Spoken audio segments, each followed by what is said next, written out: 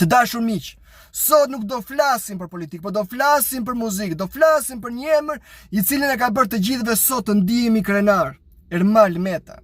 i cili performoi në Sanremo 2026 me një këngë e cila quhet Stella Stellina, duke marrë një refren të një nënulle kaq të thjeshtë, kaq të bukur, që njohin të gjithë në Itali, që këndon i madh dhe i vogël, duke transformuar me mjeshtëri të jashtëzakonshme.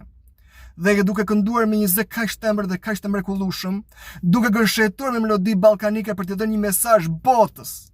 për sa i përket fëmijëve të vrarë në Gaza, për genocidin në Gaza.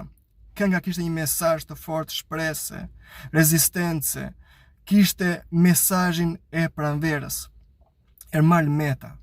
Në netat që performoi në Sanremo, çdo natë kishte të shkruar një emër në jakën e xhaketës, sepse kënga nuk i dedikohet një fëmijë, por dedikohet të gjithë fëmijëve të vrarë në Gaza.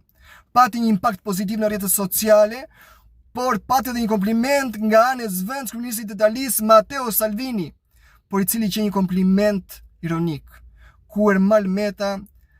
u përgjigj në lëdhërsinë që i takon një këngëtari duke thënë që duhet bërë komplimentet mësuesve që kanë punuar kaq fort dhe kaq mirë për të mësuar mua gjuhën italiane dhe duhet investuar më shumë në arsim. Miqtë e mi, dua të them këtë që Ermal Meta është shembulli dhe imazhi më i mirë